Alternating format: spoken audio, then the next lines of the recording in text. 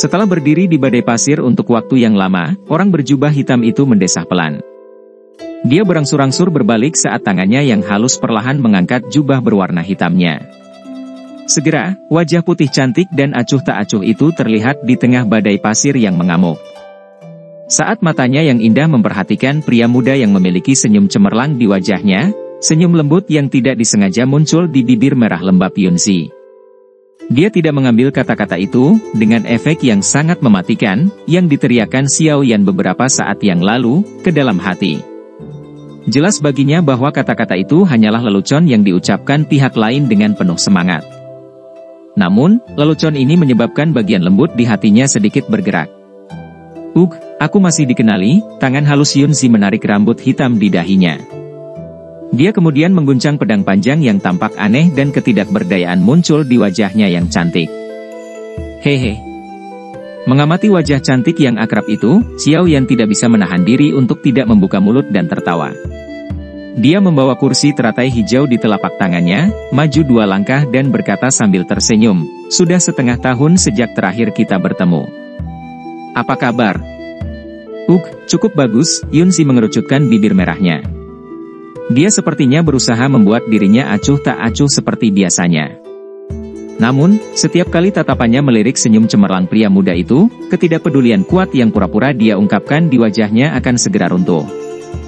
Setelah mengulangi ini beberapa kali, Yunzi hanya bisa menghela nafas pelan, mengangguk dan menjawab dengan lembut. Menyapu pandangannya ke tubuh Xiao Yan, mata cantik Yunzi agak cerah. Setelah setengah tahun pelatihan, tubuh Xiao Yan niscaya tampak lebih tinggi dan lebih tegak. Wajah tampan dan halusnya juga tampak lebih gelap setelah menjelajahi gurun pasir selama beberapa bulan. Garis wajahnya yang awalnya tampak agak lembut saat ini memiliki perasaan tegas yang samar-samar keluar darinya. Jelas, pemuda itu telah tumbuh pesat selama setengah tahun ini. Dengan identitas Yunzi, dia telah bertemu dengan cukup banyak individu muda yang luar biasa. Di antara mereka, ada beberapa yang begitu tampan sehingga mereka bisa membuat wanita melemparkan diri ke arah mereka. Meski begitu, dia tidak memperhatikan mereka sedikit pun. Satu-satunya pria yang dapat menyebabkan hatinya dipenuhi dengan kegembiraan pada pertumbuhannya tampaknya adalah pria muda di depannya yang memiliki hubungan yang sangat berantakan dengannya. Anda telah maju ke alam Doushi? Saat dia menyapu pandangannya, Yunzi sedikit terkejut, tetapi segera merasa lega. Saat mereka berpisah, Xiao Yan berada di level puncak Doushi. Meskipun dengan bakat pelatihan Xiao Yan, menerobos hanya masalah waktu, mampu dengan cepat menembus Doushi dan menstabilkan kekuatannya dalam waktu setengah tahun adalah sesuatu yang tidak diharapkan Yunzi. Ya, saya hanya beruntung. Xiao Yan tersenyum dan menganggukkan kepalanya. Tatapannya mengukur Yunzi. Kejutan dari sebelumnya sudah tenang. Dia merenung sejenak dan bertanya dengan ragu-ragu, "Mengapa Anda bersama dengan Pilking Guhi?" Mendengar pertanyaan Xiao Yan, Yunzi sempat bingung. Dia menggerakkan matanya saat dia berkata dengan lembut, "Pilking Guhi memiliki banyak teman di Kekaisaran Jia Ma. Saya juga kenal dia dan berhutang budi padanya. Kali ini dia mengundang saya saat dia datang ke gurun untuk mencari api surgawi." Oh. Xiao Yan mengangguk. Dalam hatinya, dia menghisap bibirnya pada posisi yang dipegang Guhi di Kekaisaran Jia Ma. Setelah itu, dia menundukkan kepalanya dan melirik Green Lotus Seed sebelum berkata, "Lalu, jika kamu tidak membawa api surgawi kembali, bukankah dia akan menyalahkanmu?" Mungkin. Tapi misi saya hanya untuk memastikan keamanan mereka. Adapun hal-hal lain, saya tidak memiliki terlalu banyak kewajiban. Selain itu dia menganggap Anda sebagai Dou Huang yang misterius. Jadi dia harus tahu betapa sulitnya mengambil api surgawi dari Dou Huang. Jika saya gagal, dia tidak akan bisa mengatakan apa-apa. Tentu saja, dia pasti akan merasa kecewa. Yunzi menghela nafas dengan lembut. Meskipun dia dan Guhi adalah teman lama, dia juga sangat jelas tentang karakter keras kepala Xiao Yan. Jika dia mencoba untuk mengambil apinya, anak laki-laki ini akan segera berubah menjadi permusuhan. Dia mungkin tampak memiliki kedewasaan yang jauh melebihi orang-orang seusianya, tetapi dalam beberapa hal, dia bahkan lebih keras kepala daripada anak berusia 3 tahun. Dia tidak akan menyerah pada hal-hal yang dia inginkan bahkan jika dia dipukuli sampai mati. Saat tangannya yang lembut dengan lembut mengusap kepalanya yang agak sakit, Yun-si tersenyum pahit. Dia mendesah dalam hatinya karena sangat beruntung. Tidak apa-apa baginya untuk bertemu orang lain, tetapi dia harus bertemu dengan laki-laki ini. Jika orang di depannya adalah orang lain, bahkan jika pihak lain adalah Do Huang, Yun-si masih akan memikirkan cara untuk mencuri api surgawi. Meskipun dengan kekuatannya, dia akan dapat mengambil api surgawi. Dalam sekejap mata, Yun-si benar-benar kesulitan menyerang pria yang memiliki hubungan rumit dengannya karena dia pernah melihat tubuhnya yang hampir telanjang. Hehe, muncul untuk memahami frustrasi Yun-si, Xiao Yan dengan canggung tersenyum. Dia memegang kursi teratai hijau dekat dengan dadanya dan bergumam, "Maaf, saya juga telah mengejar benda ini selama setengah tahun. Biarpun kamu tidak datang ke gurun, aku tetap akan mencari Ratu Medusa. Tapi untuk apa kamu menginginkan api surgawi? Dengan kekuatanmu saat ini, jika kamu datang bahkan dalam kontak sekecil apapun dengannya, kamu akan berakhir tanpa mayat." Yun-si dengan lembut mengerutkan kening saat matanya menatap Green Lotus Seed di tangan Xiao Yan sebelum dia berkata dengan suara bingung. "Haha, itu seharusnya benar, tapi aku sangat membutuhkannya." Xiao Yan tertawa sebelum menjawab dengan samar. Melihat tingkah Xiao Yan yang samar-samar, Yun-si hanya bisa menggelengkan kepalanya tanpa daya. Karena dia tidak ingin mengatakan lebih banyak, dia juga tidak ingin meminta lebih banyak. Segera, dia memiringkan kepalanya dan menatap ke kejauhan gurun. Dia berkata, "Kamu harus pergi dari sini dulu. Ada dua doang dari ras Snake People yang mengejar dari belakang. Saya akan membantu Anda memblokir mereka untuk waktu yang singkat. Bagaimana setelah itu? Saya pikir Anda akan pergi begitu saja tanpa mengucapkan selamat tinggal lagi." Xiao Yan mengangkat bahunya dan berkata sambil tersenyum. "Maafkan saya. Terakhir kali, saya benar-benar memiliki beberapa hal yang mendesak." Jadi, mendengar sedikit kebencian dalam kata-kata Xiao Yan, Yun-si hanya bisa menjelaskan dengan lembut. Dia kemudian berkata, "Setelah saya memblokir mereka, saya akan pergi dan bertemu dengan Gu Hi dan yang lainnya. Lagi pula, kita sudah mengatur untuk bertemu. Apakah kamu terburu-buru?" Xiao Yan menghela nafas tanpa daya. Dia tersenyum pahit dan berkata, "Sangat sulit bagi kami untuk bertemu, namun kami harus segera berpisah.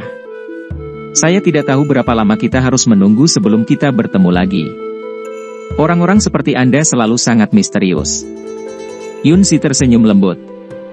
Dia menatap wajah pemuda itu dan sedikit ragu-ragu. Tiba-tiba, dia bertanya, "Apakah Anda pernah berlatih sendirian?" "Ah, ya, saya kira." Xiao Yan membelai dagunya dan tersenyum sambil menganggukkan kepalanya. Dia tidak mengekspos Xiao Lao. "Bakat latihanmu mungkin cukup bagus tapi bahkan giok terbaik pun perlu diukir dengan cermat. Lagi pula, berlatih sendiri akan membuatmu mengambil banyak rute yang tidak perlu. Jika kamu tidak keberatan, aku bisa memperkenalkan tempat untukmu. Di sana, Anda akan mendapatkan lingkungan pelatihan terbaik." Mata indah Yun-si berkedip lembut saat dia berkata sambil tersenyum. "Tempat apa?" Xiao Yan sedikit bingung. Meskipun dia tidak terlalu tertarik untuk pergi, dia tidak bisa menahan diri untuk bertanya karena penasaran. "Sekte Awan Berkabut." Yun-si tersenyum dan berkata, "Mystic Cloud Sect sangat kuat di dalam kekaisaran Jia Ma. Kebetulan, saya punya teman di sana. Jika kamu mau, aku bisa."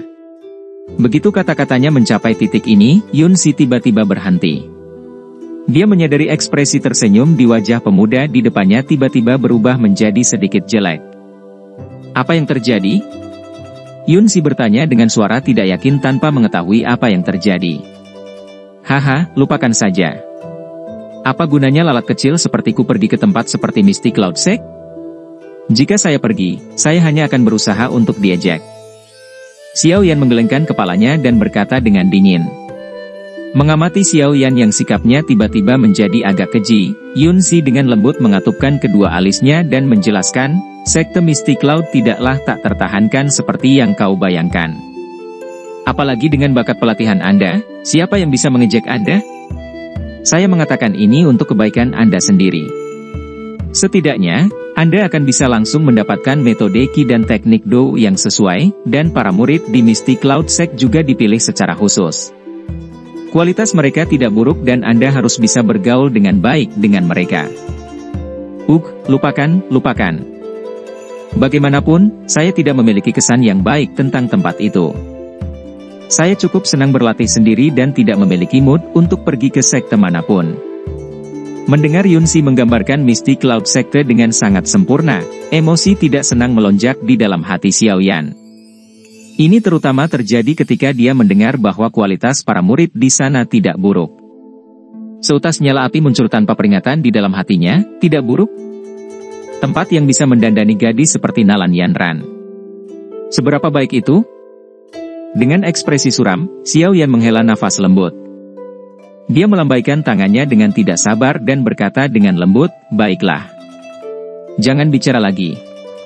Karena Anda perlu menemukan Guhi dan yang lainnya, maka kita akan berpisah di sini. Saya juga memiliki beberapa hal mendesak yang harus saya tangani. Selamat tinggal. Kita akan bertemu lagi jika ada kesempatan. Jika kamu benar-benar tidak ingin bertemu denganku lagi, lupakan saja. Terima kasih banyak hari ini.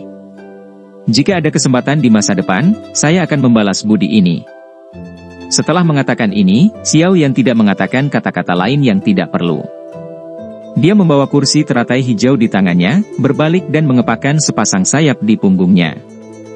Setelah itu, dia dengan cepat terbang ke udara dan menembak ke kejauhan tanpa berbalik. Berdiri bingung di atas bukit pasir, Yunsi memperhatikan Xiaoyan yang telah berubah menjadi titik hitam. Beberapa saat kemudian, dia menggigit bibirnya dan dengan marah menginjak kakinya. Keluhan bahwa dia tidak pasrah muncul di wajahnya. Dia memiliki niat baik dalam merencanakan Xiaoyan, tetapi dia tidak berharap dia memberinya tanggapan negatif seperti itu. Selain itu, sarkasme tersembunyi dalam kata-katanya menyebabkan Yunsi merasa seolah-olah hatinya telah dimakan oleh serigala. Hati dimakan oleh serigala, dalam hal ini berarti dia tidak menghargai niat baiknya dan malah menanggapi dengan menyakitinya, dengan kata-kata sarkastik. Bocah keras kepala. Jangan pergi jika Anda tidak mau. Anda tidak perlu bertindak seperti ini. Yunsi menggigit bibir merahnya. Ujung kakinya menginjak bukit pasir.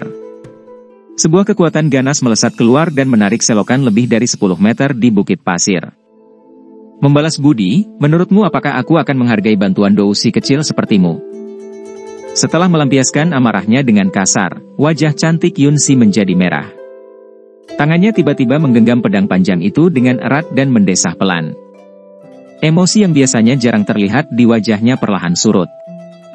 Menggantinya adalah sikap dingin dan ketidakpedulian. Memiringkan kepalanya, Yunsi dengan dingin memperhatikan dua titik hitam kecil yang muncul di tepi pandangannya yang dengan cepat terbang. Sekelompok permen lengket yang tidak bisa dibuang. Apa menurutmu aku tidak akan membunuhmu? Permen lengket mengacu pada orang yang menempel pada orang lain. Pedang panjang di tangannya mengarah ke depan dan kekuatan pedang tajam melesat darinya.